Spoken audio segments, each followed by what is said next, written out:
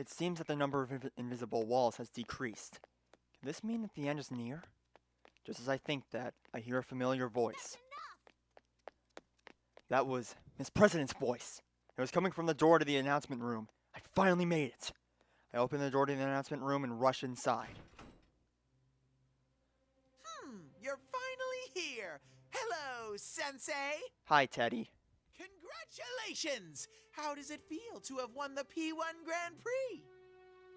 The general smirks at me as I pass through the door.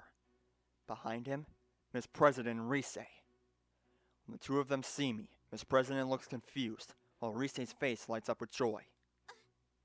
There you are, Senpai. You're late. Yeah, I know, Rise. I have to stay cautious of the general, but I signal to the girls that everything will be alright now. The general is closer to them than I am. I can't afford to make any reckless moves just yet. And there's one more thing I need to know. Teddy, where's Nanako? I look around the announcement room, but Nanako is nowhere to be found. The general's face distorts with an ugly glee. Nana-chan's right here. See? You know, the normal Teddy would not do this at all, so that's how you know it's a fake. Slowly, the general extends the arm that was held behind him. And there was Nanako. Her arms are clutched to her chest, and she slowly takes a few steps towards me, obviously frightened. Nanako! After taking a step forward, I noticed something bizarre. The general disappeared? For a brief instant, my full attention had been focused on Nanako. The general had been standing directly behind her, but now he's gone. How could he have gone somewhere else that quickly, right in front of me, without noticing it? Big bro. While I'm confused about the general's disappearance, Nanako weakly calls to me. Nanako's obviously been weakened by being in the TV world. She totters towards me unsteadily, looking ready to collapse at any moment. I can think about the general later. I have to save Nanako, right now. As I reach out to her, Rise yells. Senpai, no! Nanako-chan's not there! Nanako is not here, but she's right in front of me! What is she saying? She's right here. Just as I'm about to say so, my hand stops. Something's not right. I try to look into Nanako's face once more, and in her eyes, I saw madness. Oh, so close! Just a little more and Sensei would have been a goner! Teddy, what the dump? You bastard. Exactly. I barely reacted in time to draw my sword to block the attack. The general suddenly appeared out of nowhere to attack me with his cane, and I get a good look at him as our weapons clash together. I see the madness in his face, the same madness that I had seen in Nanako's only moments before.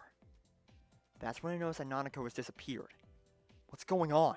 You've got it wrong, Senpai. It's all been him from the beginning. He can make whoever's looking at him see him as someone else. Oh. So he's not actually taking on other forms? No, he's just distorting the things you see and hear. That's right. The enemy is able to control what I see and hear. I'd realized that after all the battles I'd had today. But seeing Nanako had made me forget all that. The general laughs at this.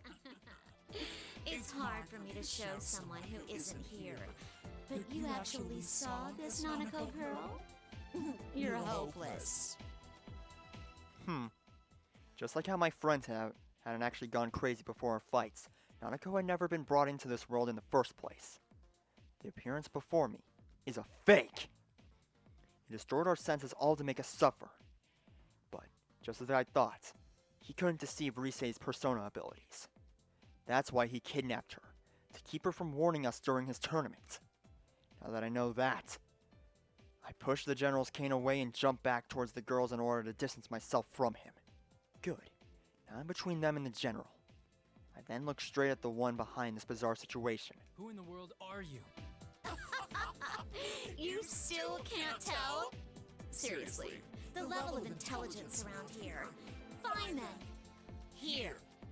Get a good look.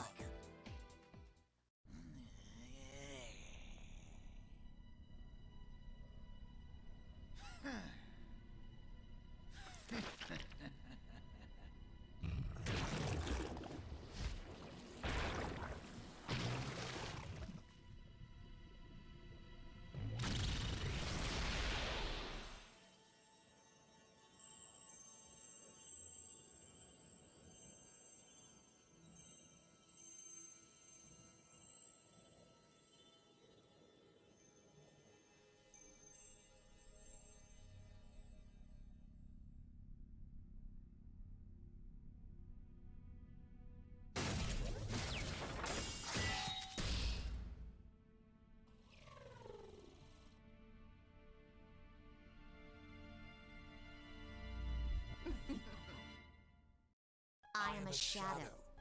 The true self. That's my face. I saw metal limbs, golden eyes, a ponytail, and a mirror image of Miss President's face, even though she was standing behind me, trembling. How about it? You wanted to see what I am, didn't you?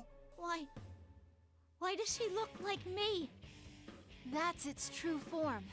That thing is your shadow. This is a shadow?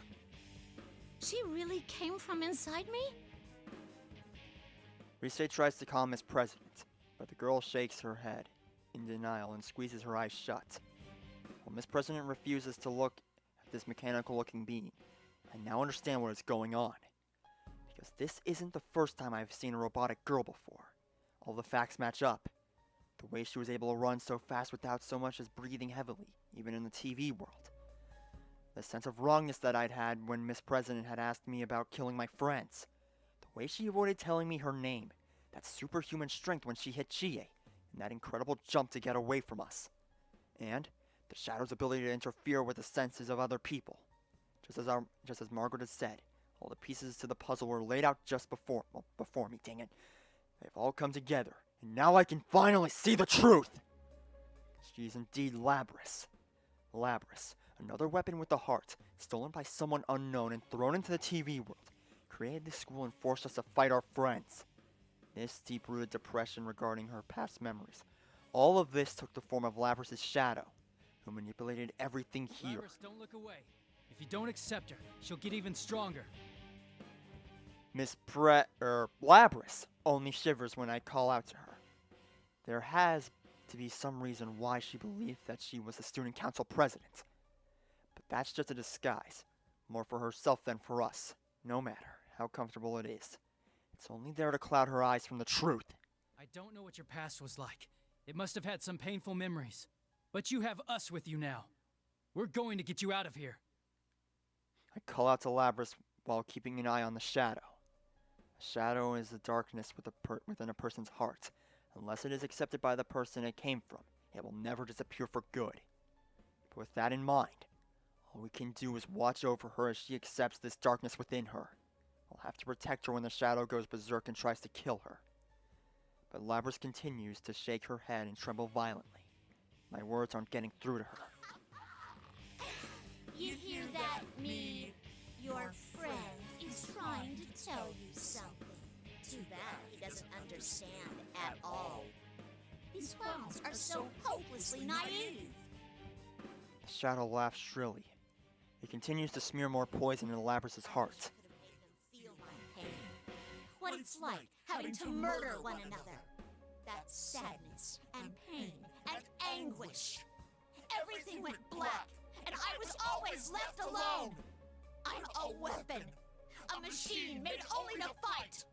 No human can understand my suffering. Stop! I've had enough. I'm human. I'm not like that. This isn't good. I settle into a fighting stance, ready for anything, though I have a good idea what's going to happen. Oh, you're still clinging to that. Then take a look at what you really are. The shadow's eyes gleam with golden light. The change begins immediately. Shimmer runs across Labrys' body, and instead of the normal human girl there had been a moment ago, she has a metallic body just like her shadow. No! Labrys loses all composure and scratches at her arm, trying to tear away the metal that had appeared. But there was more to her change than just her arms. Her legs, waist, chest, even her head. Everything not covered by her clothing was now obviously mechanical. The reality that she didn't want to face. There are no words we can say to her. No matter what we say, reality won't change.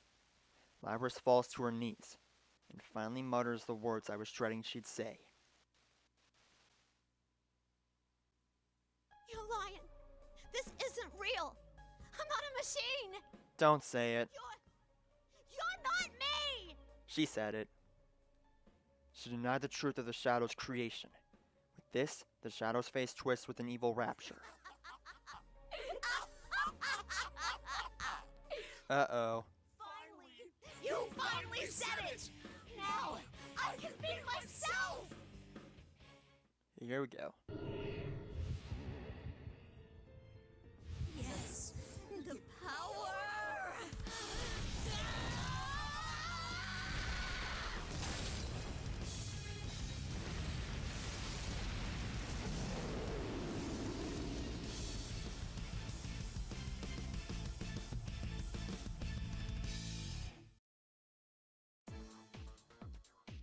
I'd hoped I could save her before it got to this point.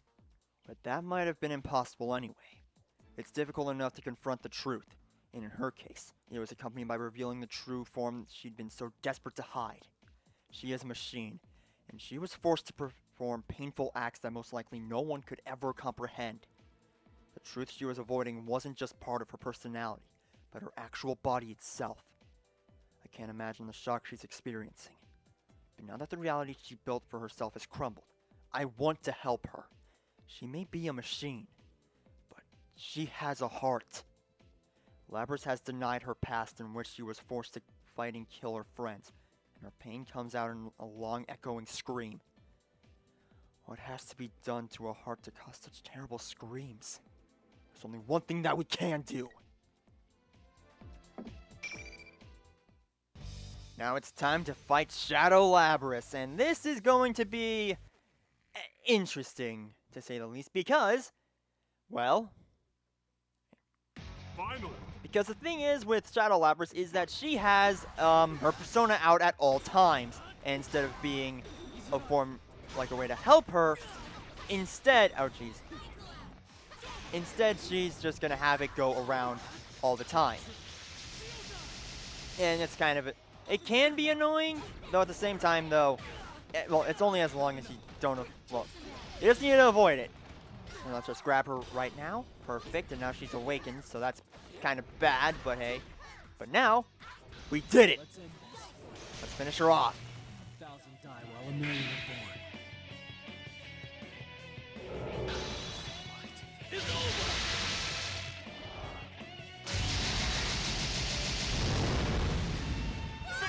Truth hurts, doesn't it?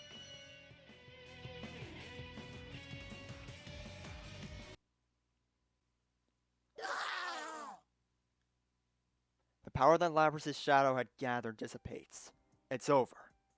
All that's left is for Labrys to accept the darkness within her. But will she truly be able to do it? I turn around, but Labrys hasn't moved a muscle. She had been avoiding having to watch the battle just now as well. What more can I do for her? Labrys. The moment I called to her, There they are! Yukon! Labrys! "Hi, GA!" Sister, Narukami-san. Chie and Aiga-san, and not just them. Yukiko and Yosuke are right behind them. And there are even more surprises. Man, as soon as that invisible wall thing disappeared, I knew you did it! We ran into Aiga-san along the way. She told us about Labrys and everything. A little late, wasn't it? If someone told me what was going on from the start, I would have...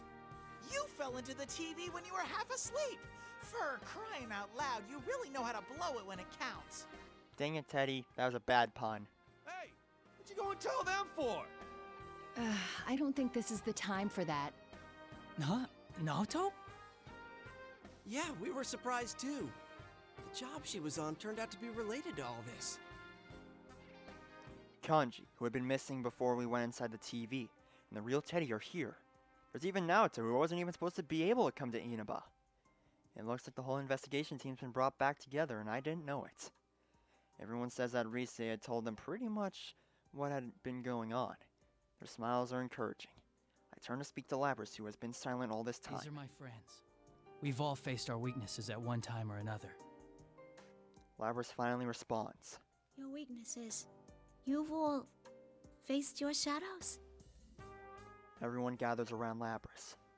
Labrys tries to shrink away nervously, but Rise is behind her and won't let her retreat. Sheesh, enough doom and gloom. If you don't hurry and accept her, she'll get all lonely. But I'm a weapon who didn't want to fight. And I dragged you all into this. You're still hung up on that? It's over already, dummy. Your jumping skills were amazing, but you're surprisingly sensitive, aren't you? What does that have to do with her jumping skills? Dang it. You're really cute, Labby-chan. You're so meta-luring. Another bad pun, dang it, Teddy. Are you all listening to me? Labrys needs to face her shadow now, and It was going well at first, but now everyone's talking about different things, and we're completely off topic. Of course, that's not unusual with all of us. I have to laugh, and I apologize to Labrys that things didn't quite wrap up as I'd hoped. Labrys looks back at me with a blank expression. Can't she tell that we're not treating her any differently? I turn towards Aiga-san and she meets my gaze. She nods silently, then stands before Labrys.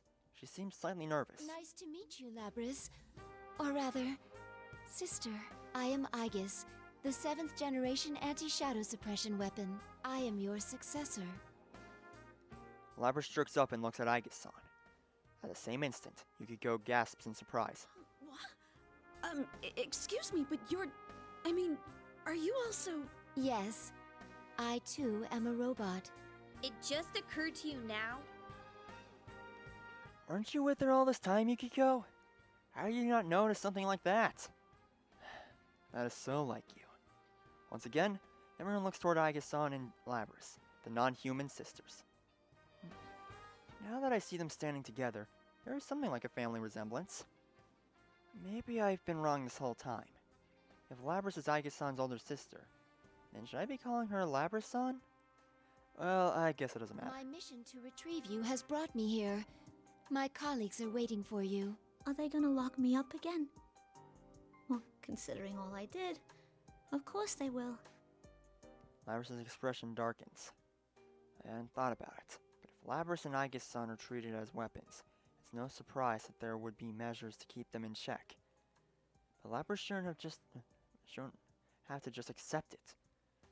If she truly is going to be locked up, I make up my mind and wait for what Aiga-san has to say next. She smiles. We can discuss that later. Right now, there is an important task you must carry out. I gotta do this, huh? Aiga-san quietly points at the shadow that has still remained still while we've been talking. Labrys looks at the shadow and then turns away and casts her gaze down at the ground again. I see. So now I'm going to have to act. It's okay. We're all right here with you. I indicate my friends that I've gathered around her. I have been forced to fight against my friends, just as Labrys had in the past. But I have been able to endure the suffering that Labrys had not. Of course, I have been forced to fight to the death. But the biggest difference between Labrys and me is that I wasn't alone. What if I had been all alone in this place? What if everyone else had forgotten about me, and I'd had to fight all alone?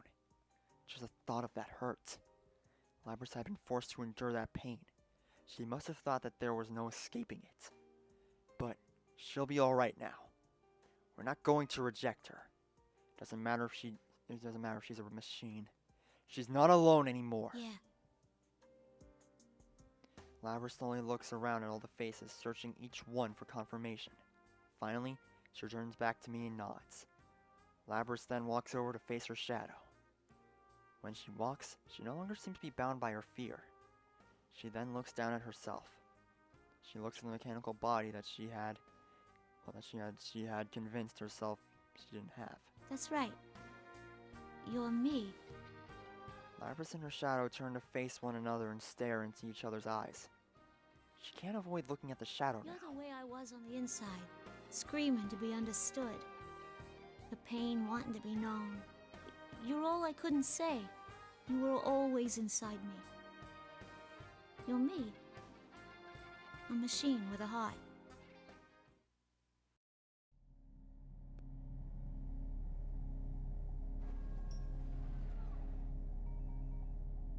I'm sorry I ignored you all this time.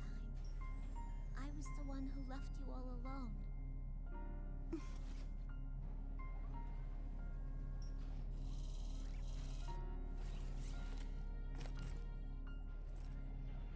No. You are me, after all.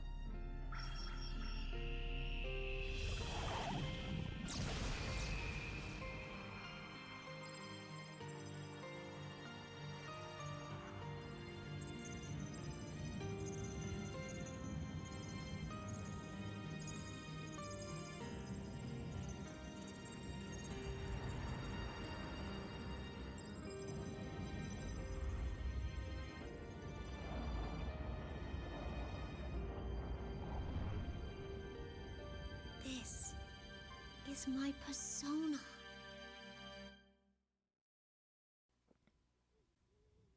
Labrys accepted the existence of her shadow and obtained a persona. It's finally over. We take Labrys with us and follow Teddy and Reese to the school's rooftop, where they say it's connected to the TV in Juness. The invisible walls are all gone.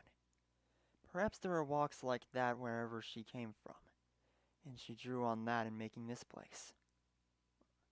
But I have a feeling she's truly been freed from those walls now. As in confirmation, Labrys is slowly warming up to us, smiling more, and responding to us when we start talking to her.